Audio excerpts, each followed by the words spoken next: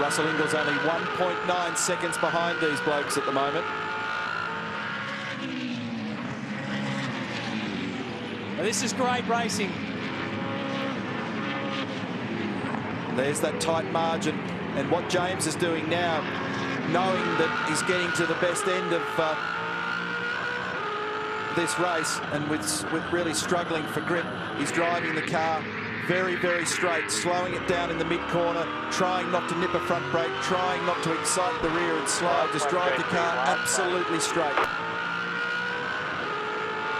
This is it, 3.12 kilometres to go.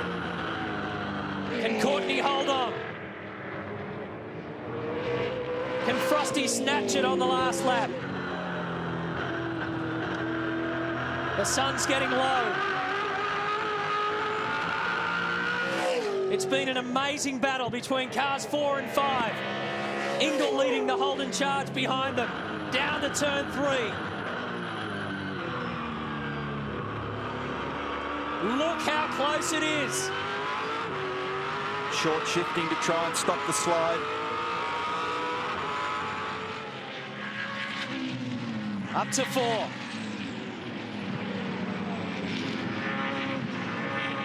Courtney will be thinking, not far to go now. Keep it straight. Hold on. Winterbottom's thinking, this is it, my last chance. Around turn 6. Onto the front straight at Queensland Raceway. James Courtney, he's won your first race. He said it all himself. Well done, guys. That was really good. We probably didn't have the car again, but we had practice. A breakthrough victory for James Courtney. The first of his career. An enthralling battle between him and Mark Winterbottom. And Stone Brothers Racing have waited a long time for that. FPR, as always, in the picture. Russell Ingall 3rd. Garth Tander 4th. And Mark Skaife 5th.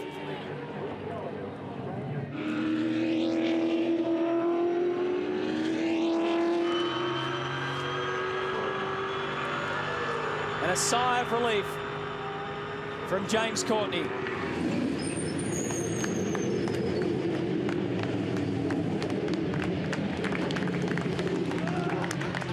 Thank you. Is it time for a break? You don't want that roof.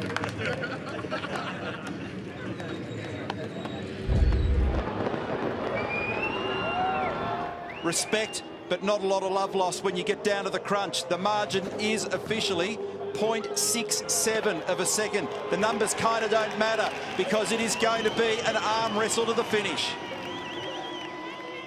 Less than 12 kilometres remain. Okay, mate, choose your position wisely. You've got him. Well, that position has been turned 2 for Craig Lowndes. But they've got to do it without crunching into each other. And it's almost like they've got the circuit to themselves. No traffic around them. Yeah. And 888, because of all the queuing and the way in which things have worked for them during the day, they've not led at any stage during the day, but they might just end up leading in this car. Oh, look at Garth's car sliding off the cutting. They might end up leading when it matters most, which is at the sharp end of the race. Here comes Tander. Hold your breath, Australia, because it's game on. They're line astern at the top of the mountain. And watch this place erupt. Tander's car is squirming. Lowndes is pressuring. Tander responds, puts the foot down across Skyline. Down through the S's. Absolutely nothing in it. The dipper. He can see Lowndes coming. He's right on him. What a display from both these guys. We're not seeing mistakes. They're driving them within a millimetre of their life. There'll be no tyre life left for either of them. Tander covers. He wants to shake that Team Vodafone car out of the stream behind it.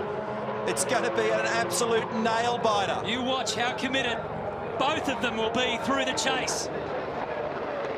The slightest of errors can cost you or win you this race.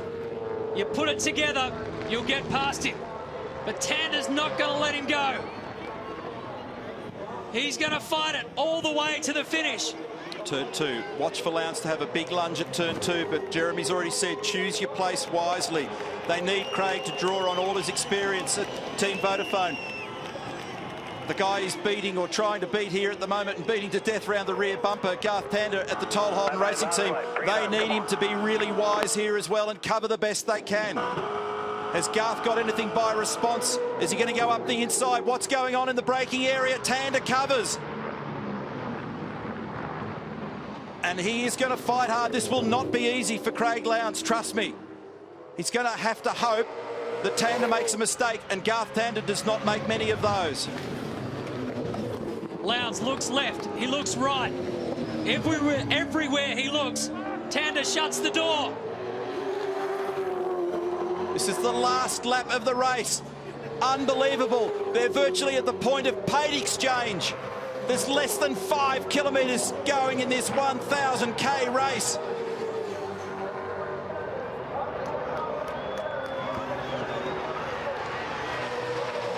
On top of the mountain, they rise as one to see these two extraordinary drivers continue this amazing battle. Can Tander hold on and get his 3rd Bathurst Championship?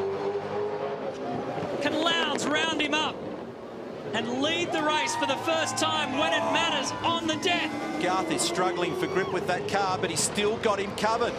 I don't know whether he's got enough. It's just amazing. It's almost impossible to read. He does everything that he can to cover. This is for the biggest prize in Australian motor racing. Tander by 2 car lengths at the moment over Lowndes. Lowndes has a look. Remember the brave move a couple of laps ago. He has a big crack under brakes. Tander holds on. One more opportunity for Craig Lowndes to have a crack. It's been more than 30 years since a rookie claimed victory at Mount Panorama in a legendary finish. This is the year of the rookie and the pro. Tander and Nick Percat are the champions. What a race. Well done, Greg Murphy too, and everybody at Pepsi Max.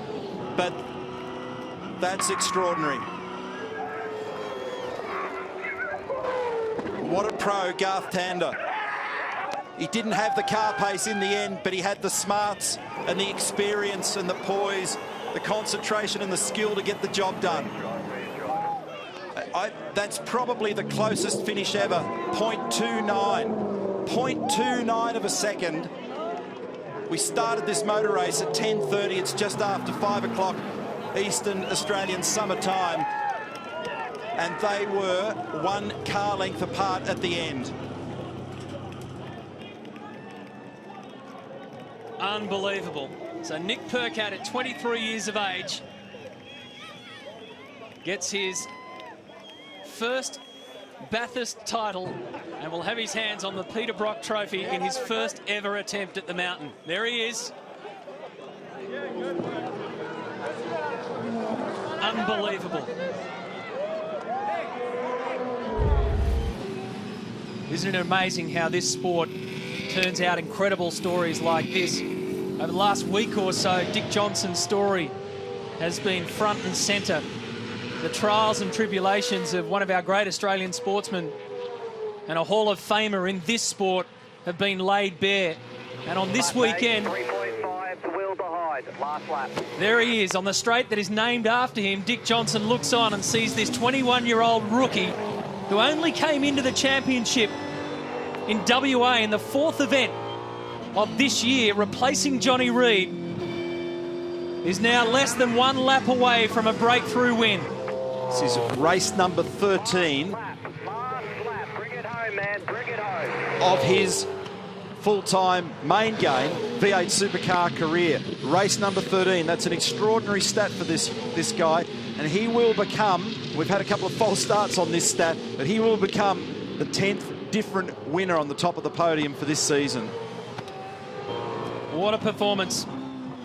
He was the Australian Formula 4 champion in 2010 with a record 14 out of 24 race wins.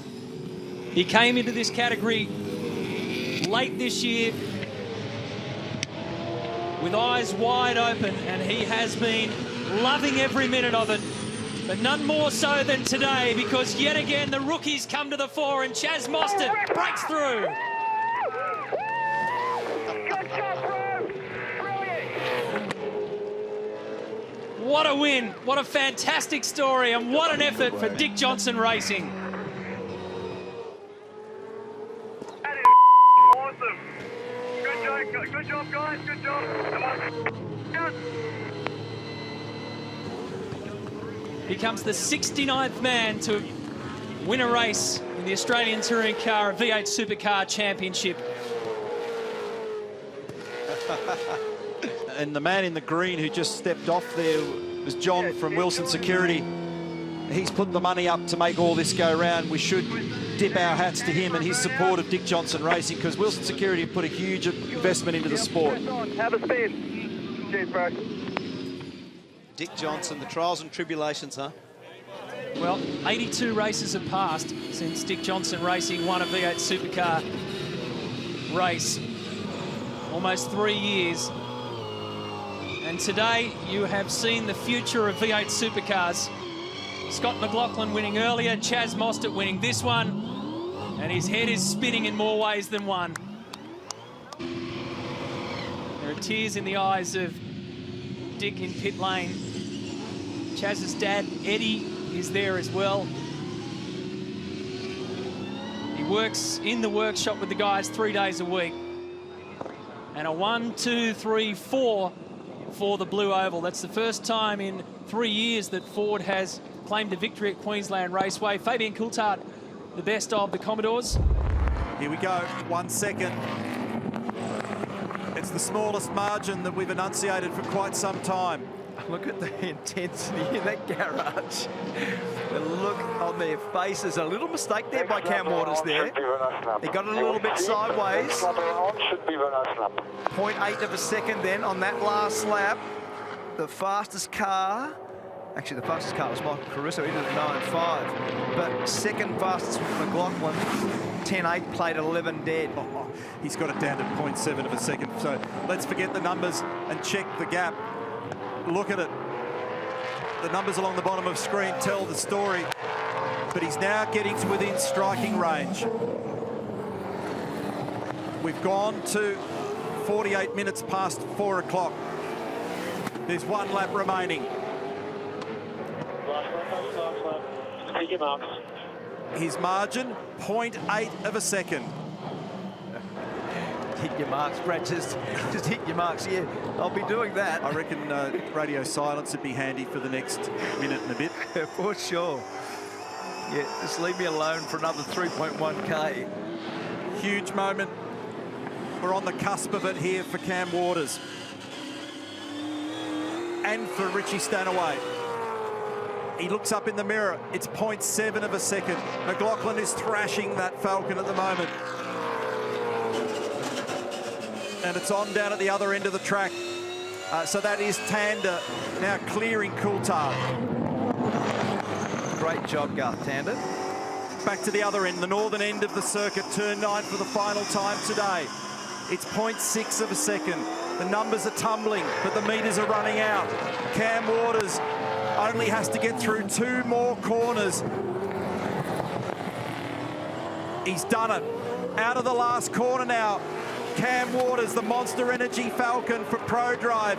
His first ever victory in supercar competition and 300 magnificent points. Well done, Waters. Well done, Stanaway, his co-driver. Richie Stanaway, monstrous contribution. Life-changing moment for young Cam Waters. He's only 23 years of age. Richie Stanaway, 25 years of age. Magnificent effort from everybody at Pro Drive. Look at the elation on their faces, and one of the biggest races in the country is Rod Nash, the owner. No idea, mate. I'll try and find out for you. Walks down, and there's our podium. Cam Waters from Scott McLaughlin. Great drive by McLaughlin. same to be said for Mostert, who battled with Van Gisbergen. Engineer Brad Wischerson, and he's lighting up and killing the remaining life in those Dunlop Super Soft tyres. He got home in the end officially by 0.67 of a second. That was a great mature drive. Adam De Bore, Rod Nash.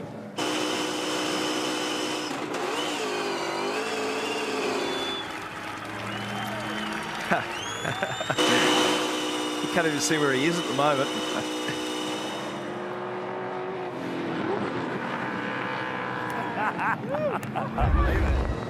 He's doing a beautiful job, and he's got a rhythm, and he's happy and comfortable out there at the moment, and he's continuing to make margin. Now, Percat's tyres have started to click into shape, and he just did the fastest first sector, though quickly eclipsed by Whincup. So the track conditions must be reasonable out there at the moment as well. So Percat's starting to find a little bit of pace now with just 3 laps remaining. This is our race leader. For Ned Whiskey, Kelly Grove Racing, Andre Heimgartner staring at the possibility of his first ever Supercars victory. It could be a huge moment for the 25-year-old Kiwi, who previously has been 3 times a runner-up in the category. He's done a beautiful job in practice, a beautiful job in Armour All qualifying, and he could put the icing on the cake to make it a beautiful job in race 9 of our championship today. Off the road, unfortunately, for Todd Hazelwood. That's out in the same spot where Van Gisbergen is, which I haven't quite figured out which corner of the paddock it is, but it's a long way from nowhere. It's the 7, 8, 9, 10, the never-ending corner. That's where he went. Van Gisbergen after that went to 10th. He's now 8th. So he is back on track, and we know where he is. But stay on board here right now, because Percat, this is for the podium. He's only 0.3 of a second behind Anton De Pasquale. And if Percat can come from last and finish on the podium, that is a remarkable performance from that team. Underscoring the fact that you can never afford to drop your head in this business.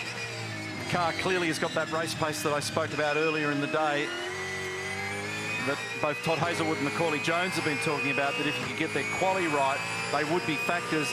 That's what he's underscoring at the moment.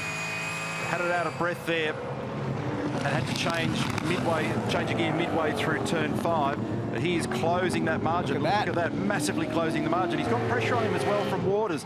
So Cam has stayed with him, but he's all over him now. So the grip is really beginning to help Percat. This is for a podium.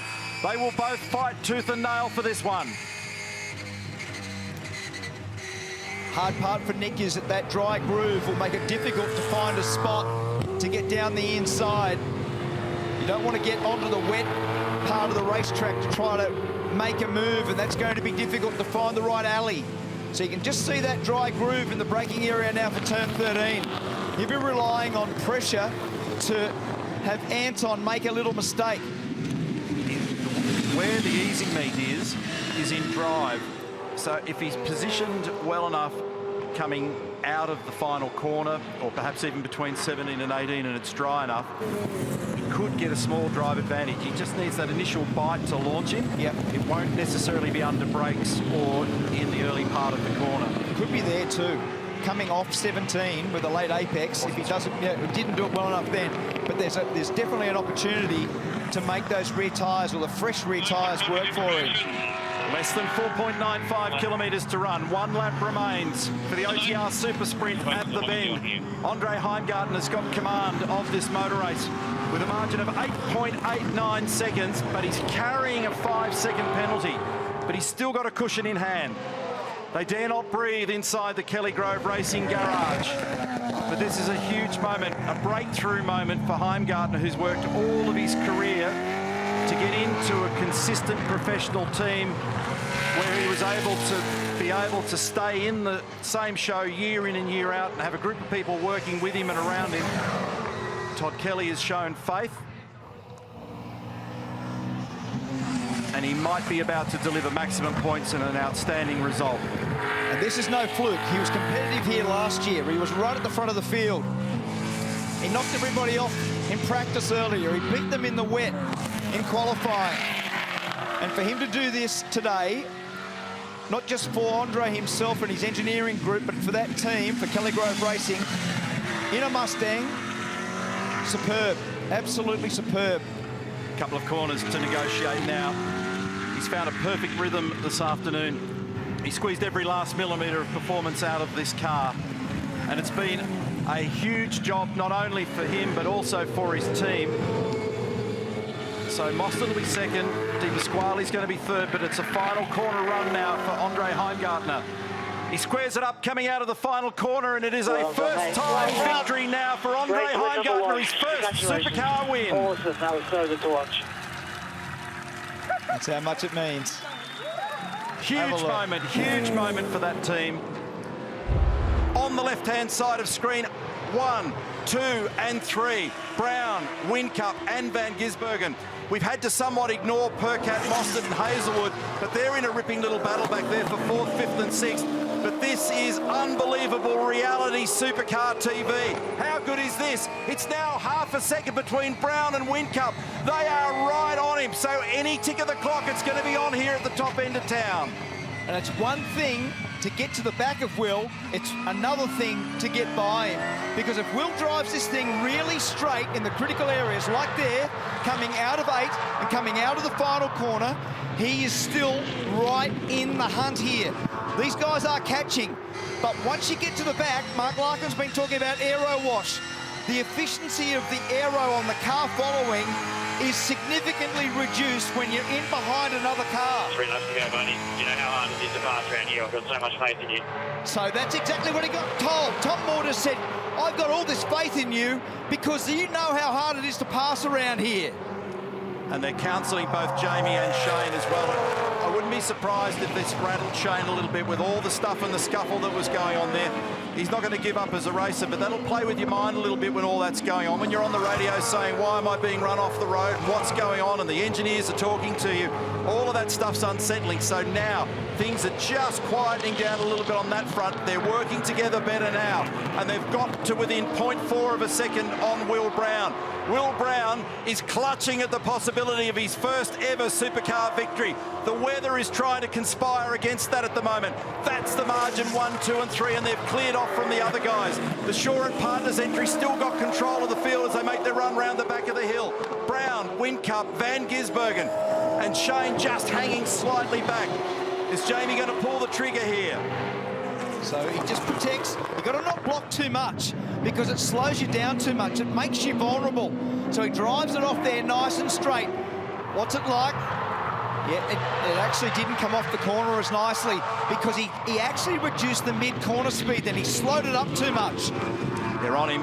And they're on him, and they're nose to tail. They're all starting to rattle each other. Will drives around the inside. Shane takes the high line. He'll get a better corner exit here. He'll be a threat to Whincup at the other end of the straight. He gets up the inside here. This could be a change for second position.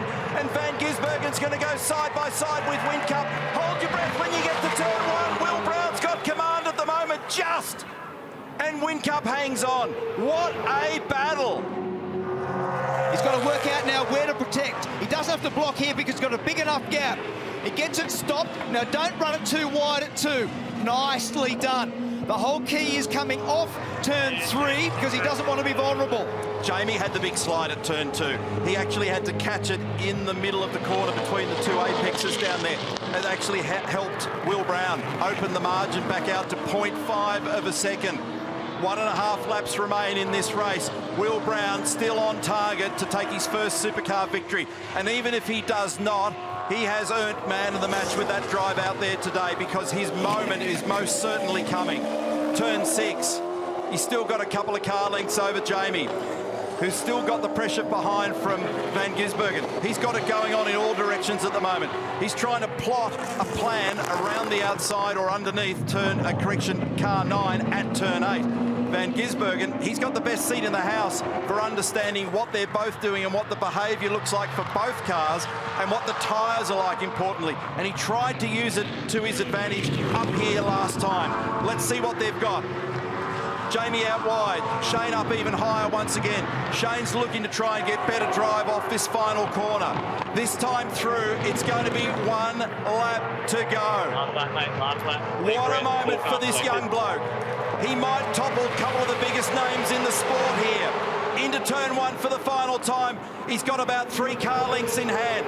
215 kilometres an hour. Accelerates it back to 235. Grabs the brakes for the last time into turn 2. Feeds it second gear. Runs it round tight, doesn't want to get too high up in the corner. Out the other side, short shifted to third. He's opening the margin. Slide and glide through turn 3, over the top of the hill, 4th gear, down the other side. He continues to make margin, Mark. That's a beautiful job in the first part of the lap there, Will Brown. But it's here where he hurts. He hurts over the top at Corporate Hill and coming out of turn 8. The last thing he's got to cover is the run into turn 8. Is at turn 6. Maximise the mid-corner speed here, minimise the wheel spin, get it up and over the top of the hill and get around turn 8. If he gets out of turn 8 clean, he'll win this motor race. He's only 23 years of age. This is a ripper story. Absolutely locked together for the final time at the hairpin. Brown with Beautiful, Gisbergen. beautiful. He's managed to pull off some magic there. He's been able to get off that corner without sliding it. Now there's basically one corner sequence to go. He hops it up over the top of the curb. The rain begins to sprinkle at Sydney Motorsport Park. There's a whole bunch of things conspiring to take this away from him, but he is holding on. Out of the final corner for the last time. Yes. And a run down the front straight. And this is a mega moment for Will Brown. Congratulations. First ever Supercar victory. How good is that? Can I do donuts, Tommy? Can I do donuts? It's broken Barry Ryan. You know what the hell you want? He's asking if he can do donuts. I think he can do whatever he wants. That is a great story. And he got home, Scafey, by 0.2 of a second. Will Brown wins his first ever supercar race. They cleaned up their pit stops. Their stop was magical. And he's driven like an absolute champion. Wasn't there a bloke in 2006 named Whincup that won in car 88 in his first V8 supercar win? I reckon it was. Way back in the day? Yeah, I think it was. Spookily similar, isn't it? Kind of weird, isn't it? Still a long way to go. Maximum attack now from both of them. 5 laps remain in Adelaide. This is the conclusion of the Repco Supercars Championship of 2022. 5-second time penalty to car 5 for exceeding track limits, overuse of turn 2.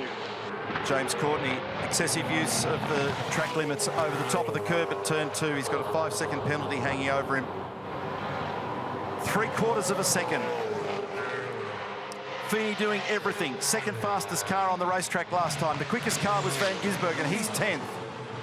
And the car that we just got a glimpse of the nose was the 3rd fastest car on the last lap. They have got nothing left, guys. They're fully grip limited under brakes. They're fully grip limited over the top of the curb. They're fully grip limited off the corner, trying to find every last squeak of traction. And no matter how much they feel as though they need to break the rhythm and escape the bounds of the limitations of the grip that they've got, what they've got is what they've got. And Mostert just made a little mistake down there that time. He did. He had a big slide going, a lot of wheel spin. And that final sector's knocking Mostert around. He was actually on for his fastest lap of the race on that previous lap.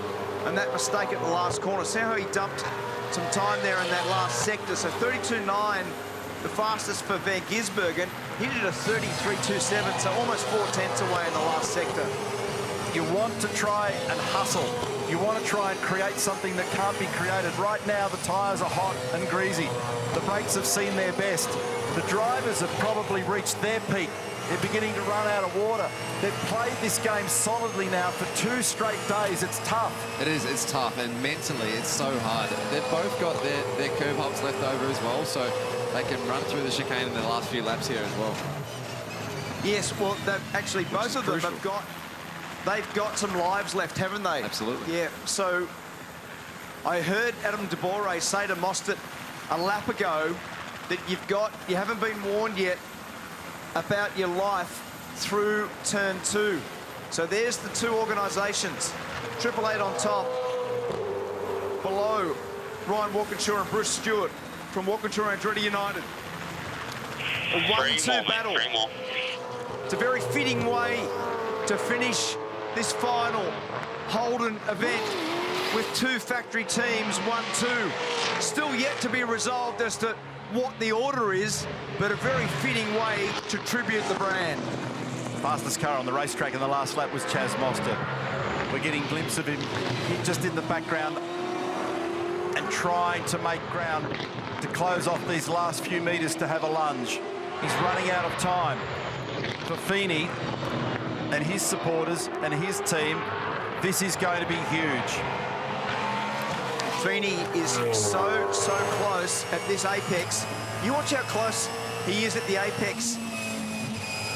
Every lap, he makes the apex slightly later than what Mostert does, but when he does it, he runs the right-hand wheel right against that inside guardrail. There is no margin there. I don't mind it, though, because you're not putting yourself up in the dirty stuff either. Yeah.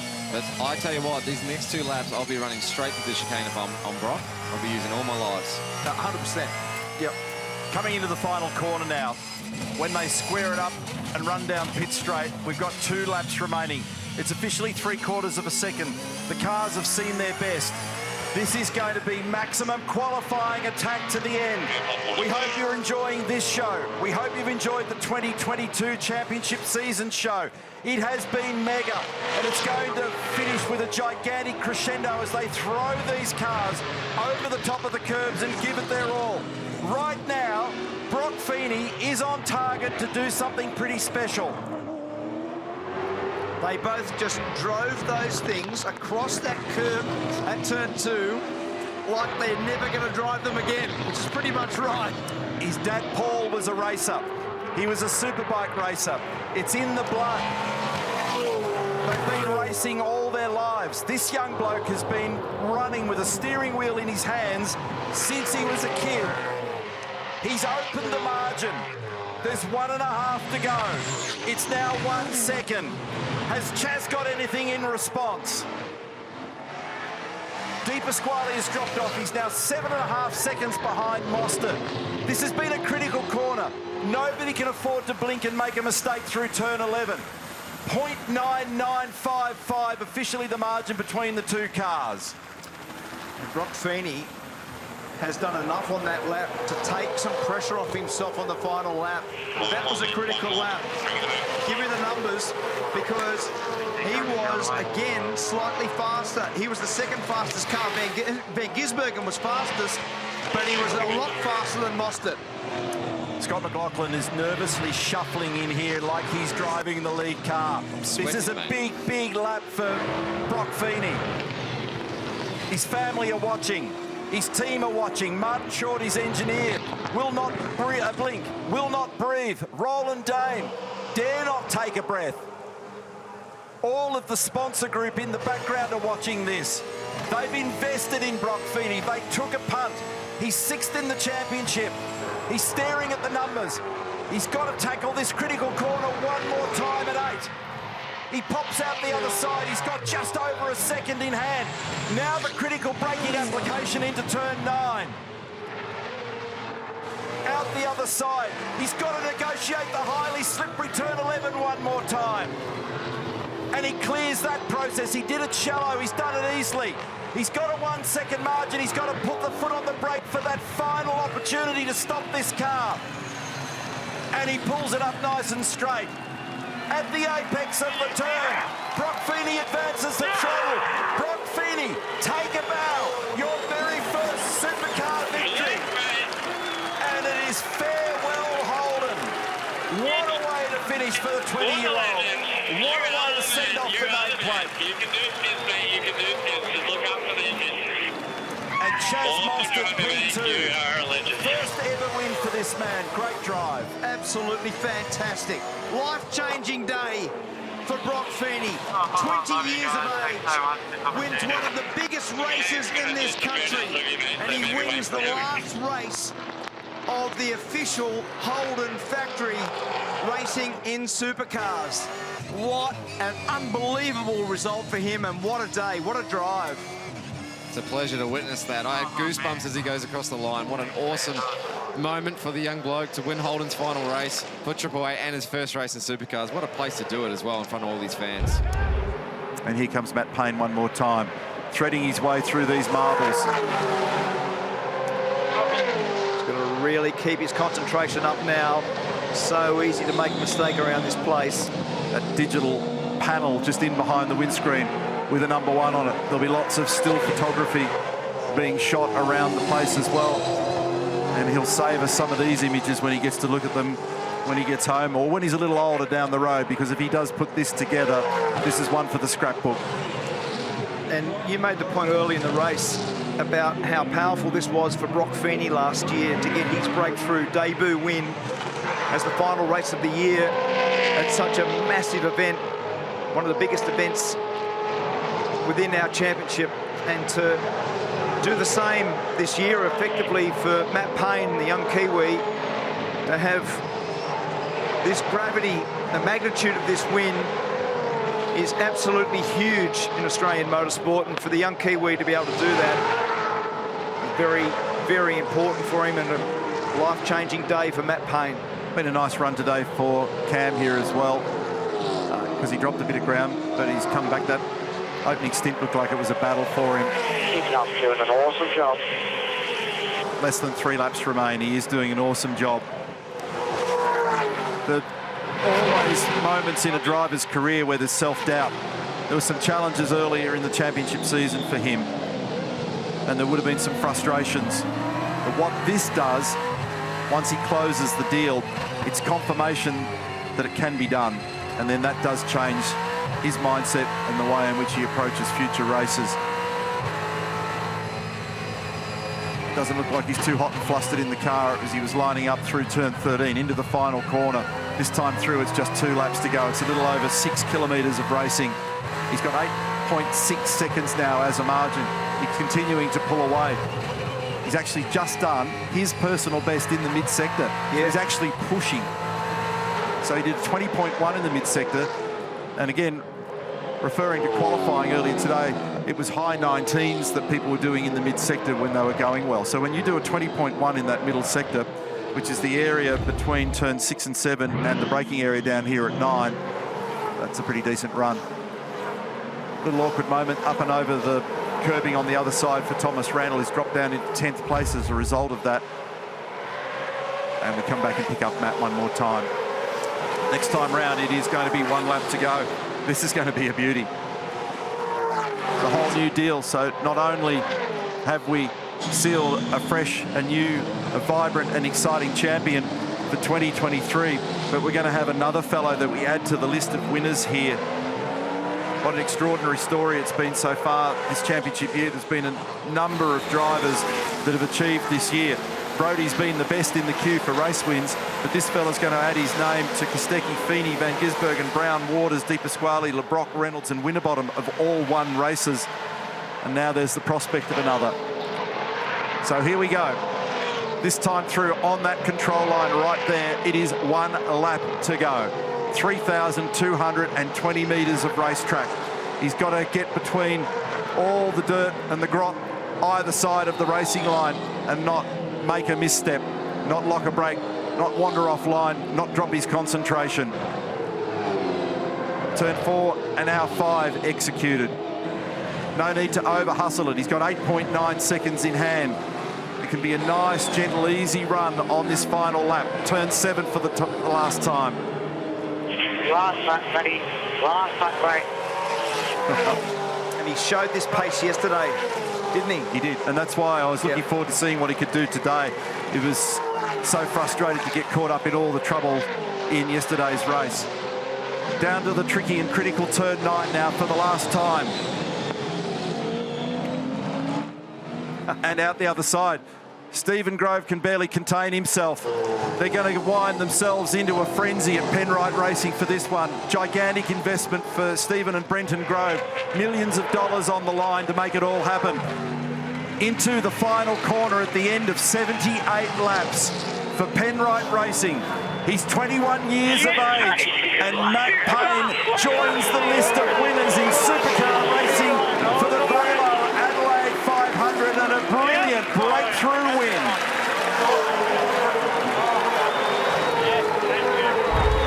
So it's going to be about 9 kilometres for him to get to the end from here. And he's got Will Brown, fast and aggressive as the reigning champion, who's already stitched together a a lot of success in this category, hunting him down. He's got the margin down to 0.4 of a second. Mostert lurking in the background in position number 3. It's the Mobil 1 truck assist entry of Ryan Wood now on the exit of turn 1 that's just clinging. Every corner that he can tick off and get behind him, he's just another millimetre closer to something of a very, very big breakthrough in his career. And that's the game, because he's got fresh 4 tyres. The tyres for the left-hander making a massive difference compared to Wood.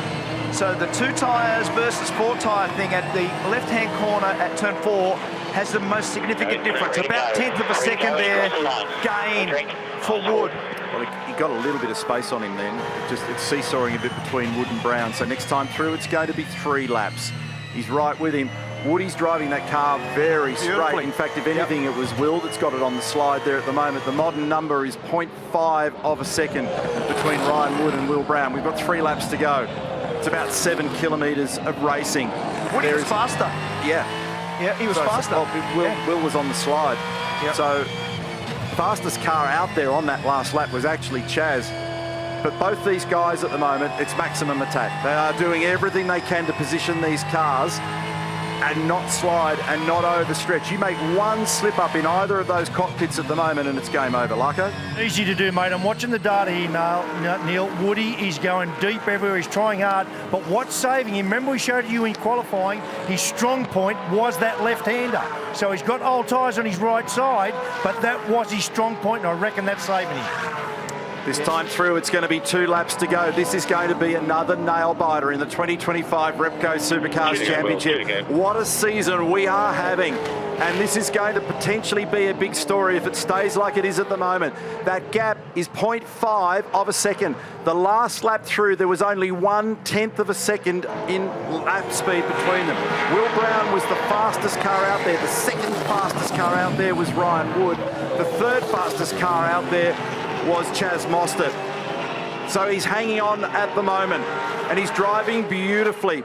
Remember, he fended off one of the most difficult things to do at that midpoint in the race when he stopped on lap 21. He went out there with 2 cold tyres down the working side and warm tyres down the right side, and he had to fight Broc Feeney to hold position, and he did it. Therefore, he was able to withstand pressure. What he's doing out there at the moment is withstanding pressure, and a huge amount of it. He's got the reigning champion tucked in behind him. He's out of the last corner. He now officially has 2.42 kilometres to go for Ryan Wood. This is going to potentially be a very special moment. 1 corner down, 6 to go. This is unbelievable. On the last lap, he was 0.5 faster than Will Brown.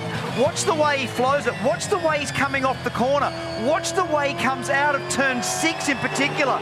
There's no slide. So watch this. He gets it off the curb here, doesn't bump the curb, no slide. And this exit is the one that'll make or break it, Neil. Right now, he turns it in early. He can't rush at this corner. He's got the thing online. The margin is still exactly 0.5 of a second. He's got the job done. What a moment for Richard Harris. What a great story. What a pairing story. He's got 1 corner to go. He's been a karting champion. He's done well in the 86 series. He's done well in Porsche Sprint Challenge. He's done well in Dunlop Super 2. He got a pole earlier today, and now Ryan Wood is a Supercar race winner in Western Australia. A monstrous moment, an exhilarating moment for the young guy from Wellington in New Zealand, just 21 years of age. Congratulations and take a bow, young man. Absolutely superb. You can see the emotion. Greg Murphy there. And Bruce Stewart and the team. They should be rejoicing, and they are. What a remarkable moment for that young man. 21 years of age from Wellington. Have a look at his face.